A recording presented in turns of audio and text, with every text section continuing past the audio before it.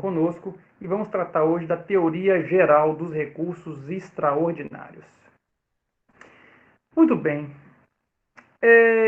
Lá na teoria geral dos recursos, nós fizemos uma classificação dos recursos. E nessa classificação dos recursos, vocês vão se lembrar que nós falamos que os recursos eles são classificados quanto à instância a instância ao qual eles são destinados, e nós falamos que os recursos eles podem ser destinados à instância ordinária, e falamos que os recursos podem ser destinados às instâncias extraordinárias. E naquele momento eu fiz uma exposição para vocês das implicações de um recurso vertido para a instância ordinária e um recurso vertido para a instância extraordinária. Eu disse que o que se objetiva tutelar dentro da instância ordinária é o direito subjetivo da parte, enquanto que o que se busca tutelar no âmbito da instância extraordinária não é o direito subjetivo da parte. Não se visa fazer justiça do caso concreto. A instância extraordinária ou instância especial são sinônimos. A instância extraordinária, ela existe para a proteção do direito objetivo e não do direito próprio da parte que está em litígio. Essa explicação, num primeiro momento, ela é difícil de compreender.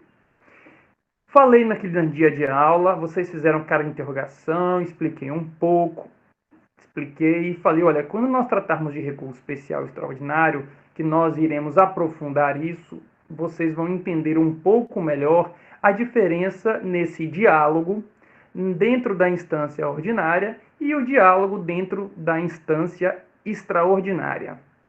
Pois bem, a instância ordinária, ela é, em regra, composta pelo primeiro grau e pelo tribunal. A instância ordinária, ela é, em regra, composta pelo primeiro grau e pelo tribunal. Essa é a regra, porque existem alguns processos que eles têm início nos tribunais. Dentro desses processos que têm início nos tribunais, em determinadas circunstâncias, em determinados casos, os tribunais superiores, em excepcional, são contidos na instância ordinária. Mas essa é a exceção.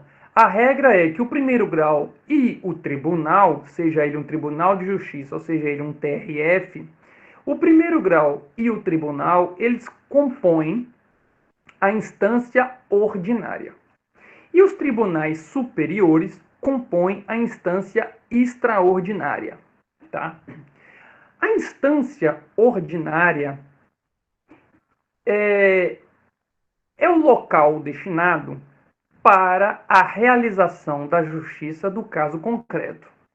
É dentro da instância ordinária em que se analisa a existência de violação ou não de um direito subjetivo da parte. Para analisar se um direito seu foi violado, é necessário o revolvimento não de todas as suas alegações, bem como dos elementos de fato, bem como das provas, das questões de direito. Dentro da instância ordinária, é ampla a apreciação de todas as questões do processo, pois o que se visa na instância ordinária é realizar a justiça do caso concreto. A preocupação da instância ordinária é trazer a melhor solução possível para o caso concreto. E essa análise minuciosa do caso concreto, levando em consideração as particularidades, levando em consideração as provas que foram produzidas, levando em consideração o que a testemunha disse, o que o perito disse, se a cláusula contratual, qual a redação dela, qual a melhor interpretação. Tudo isso é feito dentro da instância ordinária, porque tanto o primeiro grau quanto o tribunal, eles estão postos, portanto, para analisar a possibilidade de ter havido uma violação a um direito da parte que está em juízo e que, portanto, é o caso concreto que está sendo posto à apreciação. O objeto de julgamento dentro da instância ordinária é precisamente o caso concreto. Então, não pode, no caso concreto, o juiz ou o tribunal deixar de analisar todas as circunstâncias do caso concreto, sejam circunstâncias fáticas, probatórias, sejam circunstâncias jurídicas. Tudo isso está no contexto de conhecimento, no espectro de conhecimento da instância ordinária. Quando estou diante de uma sentença, eu posso interpor uma apelação, por exemplo, dizendo que a sentença ela está incorreta, porque a sentença não valorou corretamente as provas. Eu posso virar para o tribunal e falar: tribunal, a sentença está equivocada. Olha o que a testemunha disse. A testemunha disse que o autor não estava presente no momento do ocorrido. A testemunha disse isso. A sentença, então, julgou o pedido do autor procedente com base em alguma coisa, mas que está distoante das provas dos autos. E olha só, tribunal, o que foi que a parte disse no seu depoimento pessoal. Quando foi perguntado quem as pessoas que estavam presentes, ele disse que não sabia, que não se lembrava. Como é que não se lembra quem estava presente num fato tão marcante como foi aquele, o da demanda e tal? Dentro da instância ordinária, eu posso levar essa arguição para o tribunal.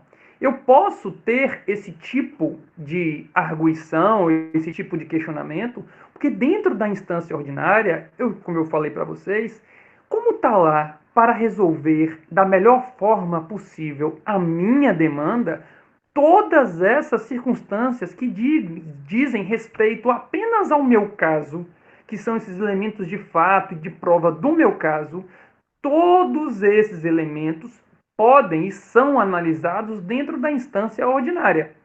Ok? Até aqui? Para a instância extraordinária é diferente. Se eu pretendo acessar a instância extraordinária, eu tenho que abstrair uma pretensão de satisfação, uma pretensão de reparação de um direito subjetivo meu. O Tribunal Superior, o STJ, o STF, eles não estão lá postos para o julgamento do meu caso concreto. STJ e STF não são instâncias revisoras.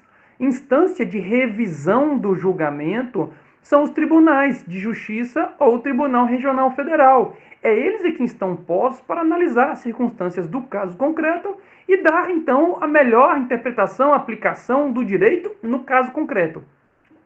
Mas quando eu vou para a instância extraordinária, STJ ou STF, eu tenho que mudar absolutamente a minha argumentação.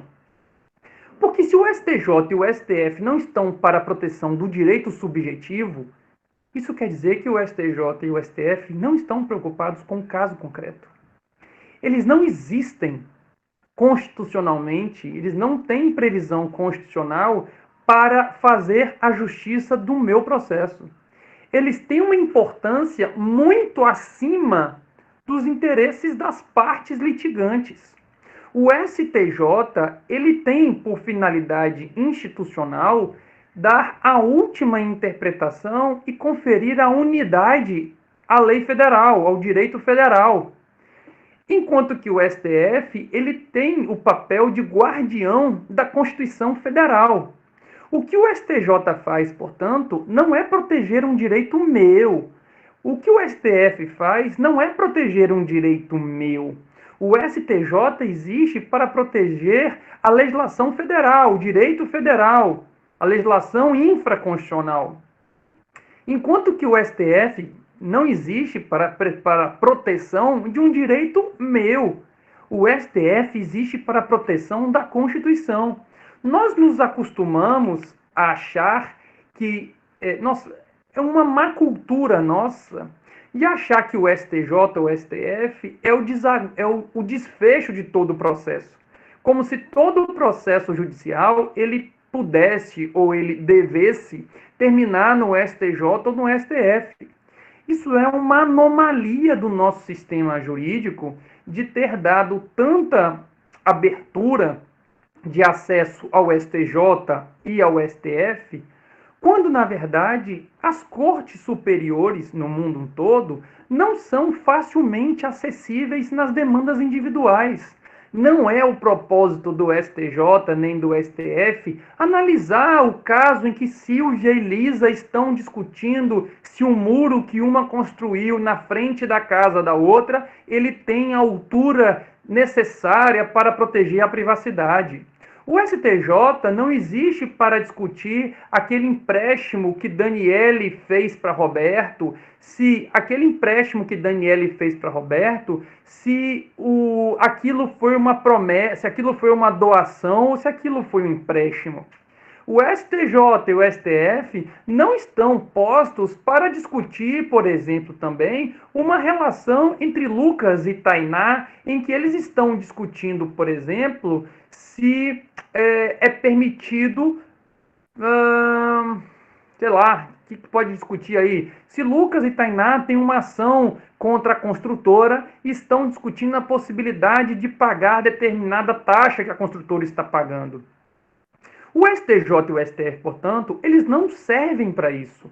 Não é para isso que os tribunais superiores foram criados.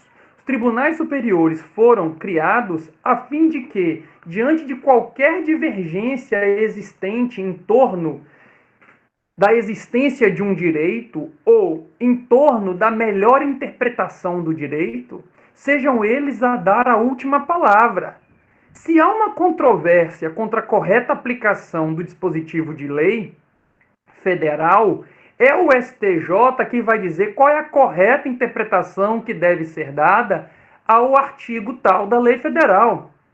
Se no meu caso concreto, a decisão do Tribunal de Justiça deu uma interpretação X ao artigo tal da Constituição Federal e eu não concordo com a interpretação que foi dada, a minha argumentação para o STF é falar o seguinte: STF, o Tribunal de Justiça disse que o artigo tal da Constituição Federal, a melhor forma dele ser interpretado é essa aqui. Ó.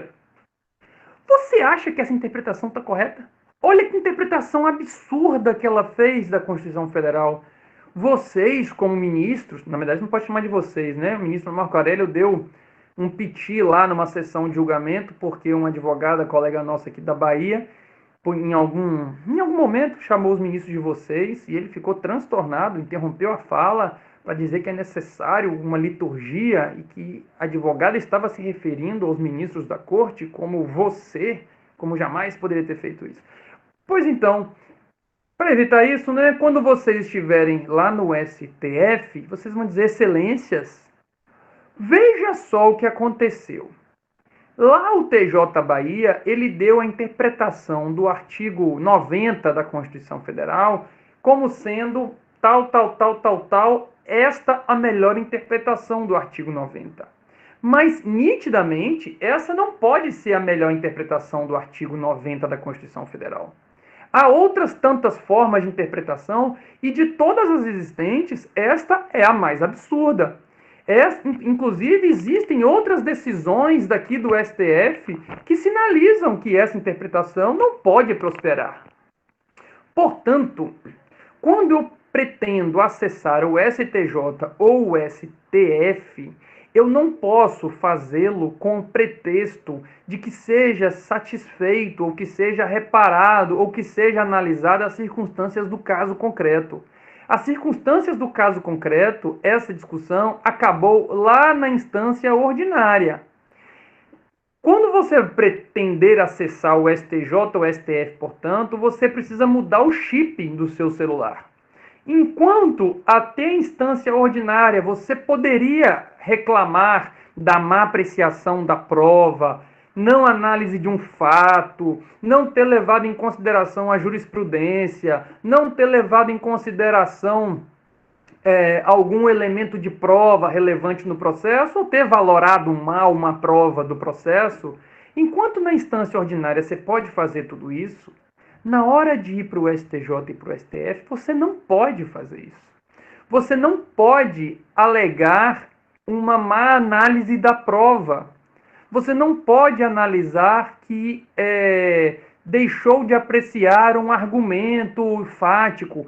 Tudo isso está adstrito à instância ordinária. Na instância extraordinária, você tem que ir como se você fosse o guardião da lei federal, o guardião da Constituição, né? Você tem que deixar de ser, isso no plano argumentativo, você tem que deixar de ser o advogado da parte e virar o advogado da lei federal ou o advogado da Constituição Federal. Em vez de você falar, oh, excelências, vejam a injustiça do caso concreto. Vocês vão ter que dizer, excelências, vejam que a lei federal foi violada. Excelências, vejam que a Constituição Federal foi violada. Vossas Excelências não podem deixar a lei federal ter sido violada assim e ficar impunemente. Vossas Excelências têm o papel de guardião da Constituição Federal. Se Vossas Excelências têm um papel de guardião da Constituição Federal, uma violação da Constituição Federal é assunto que diz respeito a Vossas Excelências. Algo precisa ser feito para corrigir essa violação. Seja para o STJ, seja para o STF. É essa argumentação que tem que ser levada quando se vai interpor um recurso especial ou um recurso extraordinário. Portanto, é preciso ter muito claramente a diferença entre a argumentação no plano da instância ordinária e na instância extraordinária, porque com isso você compreende qual é o objeto, qual a finalidade institucional do STJ e a finalidade institucional do STF.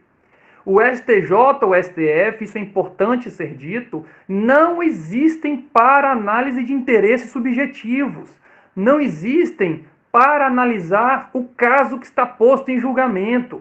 O caso que está posto em julgamento é apenas o motor para levar a violação de lei federal para o STJ ou a violação da Constituição para o STF. Estão entendendo até aqui? Todo mundo muito quietinho. Não estou vendo manifestação nenhuma. Tainá, Silvia, até agora tudo ok, né? Beleza, vamos lá.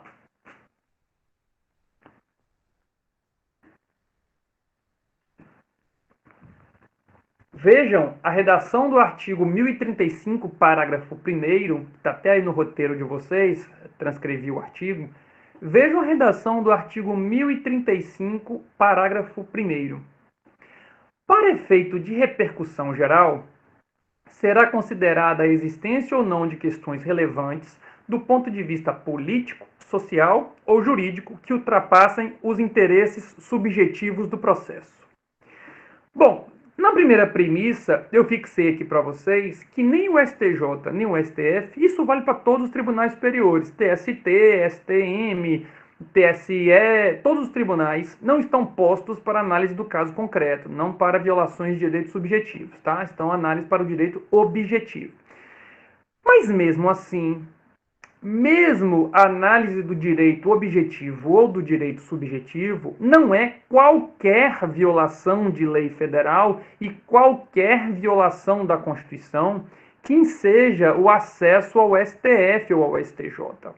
Vocês verão que inúmeros são os filtros criados pela jurisprudência do STJ e do STF para obstar o acesso desmedido de processos aos tribunais superiores. Porque vocês vão dizer, tá, mas 70% dos casos, 60%, 50% dos casos, sei lá, no mínimo, tem discussão de violação de lei federal e tem alegação de violação da Constituição Federal. Lembra que eu falo para vocês que o advogado precisa pensar no curto, no médio e no longo prazo? Que vocês não podem deixar de plantar ao longo do processo questões que possam lhe servir lá na frente.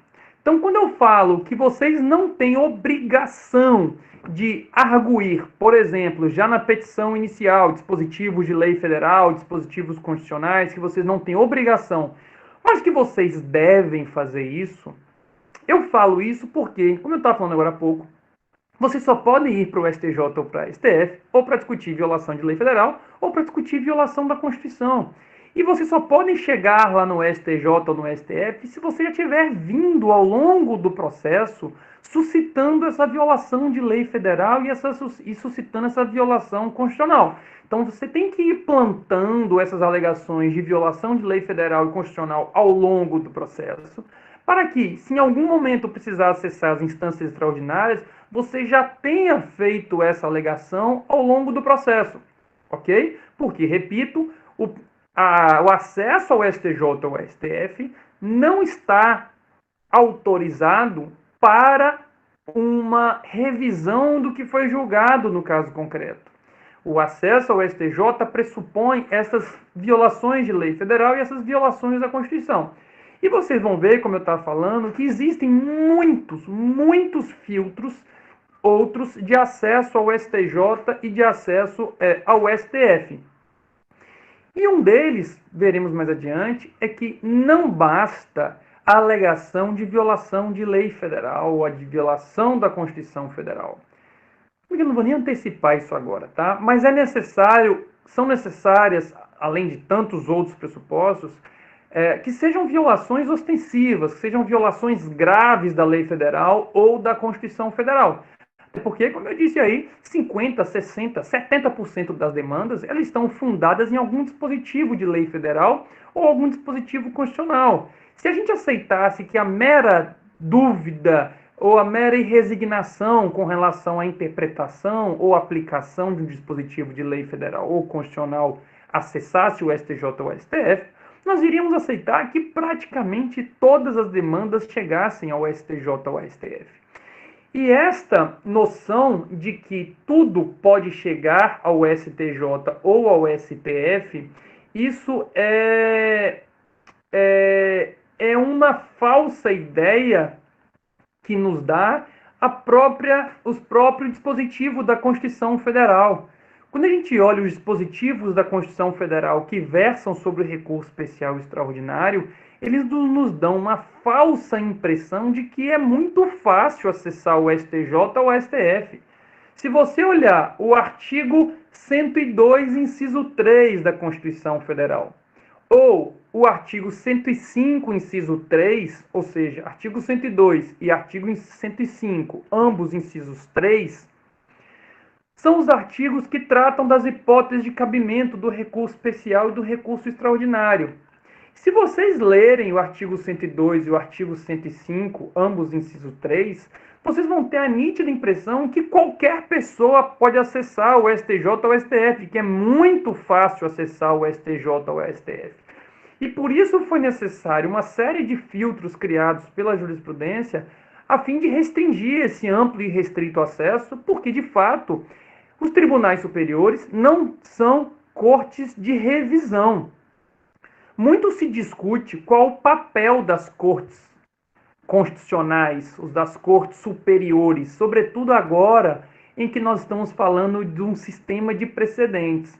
Muitas pessoas hoje afirmam categoricamente, inclusive o ministro Barroso tem um artigo dizendo isso, que o propósito dos tribunais superiores é que os tribunais superiores, eles seriam cortes de vértice. Seriam cortes que teriam por propósito a formação de teses jurídicas para que sejam essas teses aplicadas por todos os demais tribunais e por todos os demais juízes. Que os tribunais superiores deveriam ser cada vez menos instâncias para julgamento de casos individuais e que o propósito das cortes superiores seja cada vez mais julgar teses que lhes são apresentadas. Essa alegação ela tem muita coincidência com o sistema de precedentes, porque de fato o sistema de precedentes ele viabiliza e ele estimula que os tribunais, não só os superiores, mas os tribunais, eles uniformizem a sua jurisprudência e, observados determinados procedimentos, o que restar decidido pelo tribunal terá força vinculante a todos os demais tribunais. Então, muito se fala hoje, muito se sustenta que a finalidade precípua dos tribunais superiores hoje é criação de teses para que todos os demais tribunais apliquem aquelas teses no caso concreto. Não são os tribunais superiores quem deve aplicar a tese no caso concreto, porque quem faz a análise do caso concreto é a instância ordinária e não a instância extraordinária. Então, quando se fala que os tribunais superiores têm um propósito, têm por finalidade, ou têm natureza, melhor dizendo, corte de vértice, eles estão dizendo, olha, instâncias ordinárias, vocês são responsáveis por analisar o caso concreto. Vocês são responsáveis por fazer a justiça do caso concreto. Quando estiverem diante de situações em que enseje uma apreciação de um tribunal superior, seja porque há uma grave violação de lei federal ou da Constituição Federal, ou há necessidade de uma uniformização da interpretação da lei federal ou da Constituição Federal no Brasil inteiro, venha ao Tribunal Superior, nós iremos decidir qual é a melhor interpretação sobre aquela questão e, a partir daí, todos vocês da instância ordinária irão aplicar nos casos concretos esse entendimento que nós firmamos aqui. Tem algum microfone ligado? Deixa eu ver aqui. Letícia, está com o microfone ligado. Deixa eu desligar. A gente fala pelo chat. Deixa eu ver se tem outra forma. Bola rolando. Vamos nessa. Então, como a gente estava falando, esta ideia de serem os tribunais superiores cortes de vértice é uma construção que ganhou muito corpo com a emergência da ideia do sistema de precedentes. A ideia de precedentes, ela já nos acompanha nas últimas décadas. Nas últimas décadas, nós vimos o fortalecimento da ideia de construção de precedentes. Originalmente, os nossos tribunais superiores, eles não tinham eficácia vinculante nas suas decisões. O que o STJ decidia não tinha eficácia vinculante aos demais julgadores. Por mais que o primeiro grau e os tribunais eles estejam hierarquicamente subordinados ao STJ, o nosso sistema não previa originalmente, né, desde que nós viemos do Império, desde que viemos do Império Português, o nosso sistema ele não previa a eficácia vinculante das decisões dos tribunais superiores. A gente conviveu durante séculos com a hipótese de termos decisões do STJ ou do STF, STJ é construção recente da Constituição de 88, mas nós convivemos historicamente com a hipótese de as decisões dos tribunais não serem vinculantes nem mesmo aos que estão subordinados. Se o Tribunal de Justiça tivesse um entendimento firme sobre uma determinada matéria, isso não impediria dos juízes de primeiro grau entenderem de maneira diversa. Se os tribunais superiores tivessem determinado convencimento acerca de uma matéria, isso não impediria os tribunais e os juízes de terem sua própria jurisprudência, o que era uma loucura, porque você tinha os tribunais com a finalidade de dar a uniformidade do direito, de serem a última palavra com relação à violação do direito, seja ele direito federal, seja ele constitucional.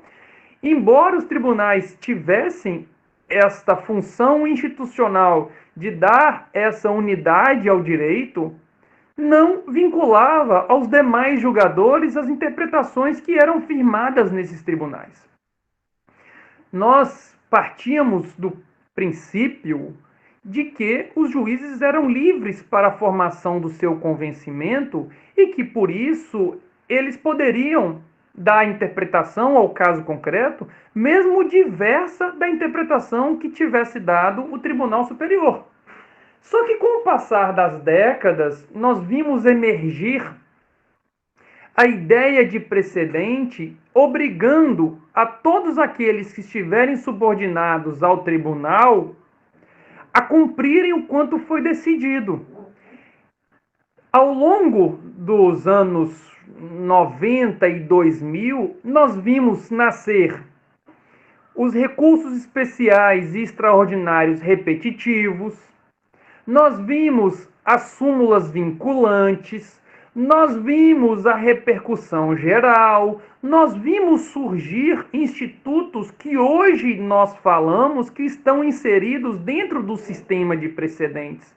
Eles já existiam, já foram sendo criados esses institutos nas últimas décadas e que agora vem a se consolidar num sistema de precedentes.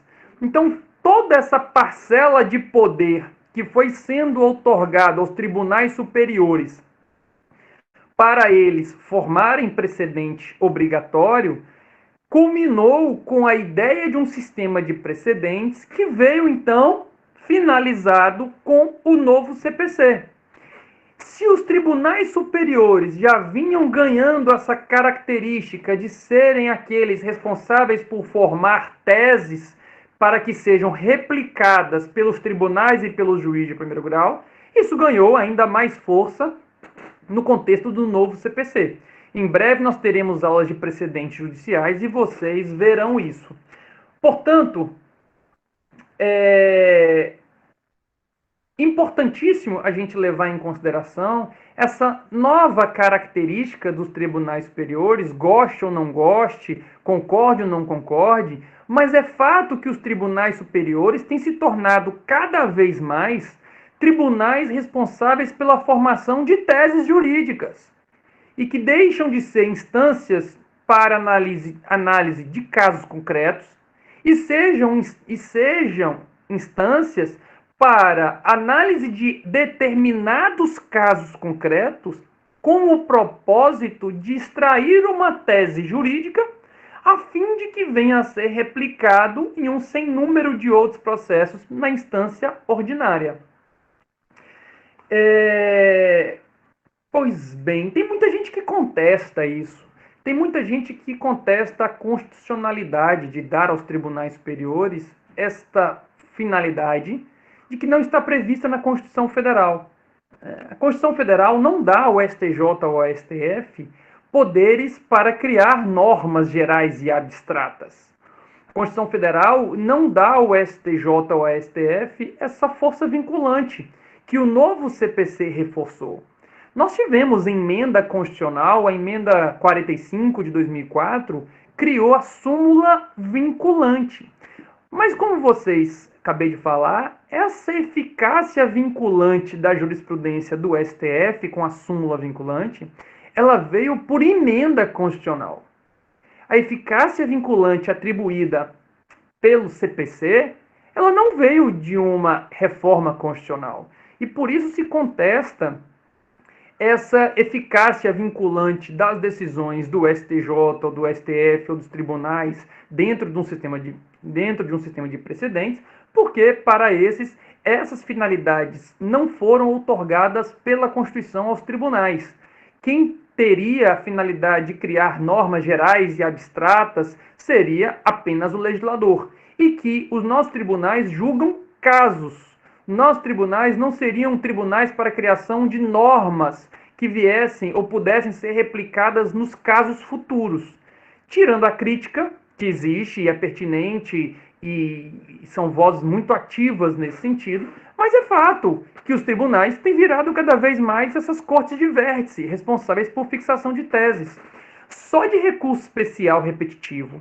Sabe quantos temas que nós já temos para a formação de precedentes obrigatórios? Quem chuta aí? Cada tema deste é um assunto que foi levado num recurso especial repetitivo para formação de um precedente obrigatório. Chutem aí quantos temas nós já temos pendentes para julgamento no STJ, ou que já foram julgados, ou que estão pendentes de serem julgados para a formação de precedente obrigatório. Chuta aí, Tainá, quantos temas já foram julgados? 2.000? Eita, chutou bem, chutou alto. Quem mais aí? Chutar. Em Isabela, você chutaria aí quantos temas estão julgados ou estão para ser julgados neste momento pelo STJ? Só Lisa que chutou, o resto está dormindo no ponto aí. 1850, um pouco menos. 1040 e alguma coisa, ou quase 1050. Pois é. Esses 1050 precedentes estão construídos ou estão em vias de ser construídos apenas no STJ. Imagina quantos processos deixaram de chegar no STJ pelo fato de se enquadrarem em uma dessas hipóteses. Aqueles que estiverem enquadrados dentro desses 1050 temas têm que ser resolvidos dentro da instância ordinária. O STJ falou, olha, eu já pacifiquei esse tema. Estes casos devem ser resolvidos da seguinte forma, tá aqui, ó, tal. Agora, tribunais e juízes, é com vocês. A partir de agora, repliquem esse entendimento em todos os demais casos existentes ou que venham a existir e não me mandem mais. Essa, portanto, está aí uma característica dos tribunais superiores que vem sendo ampliada, essa atribuição de formação de precedentes nas últimas décadas, e veio agora, então, consolidado com o novo CPC.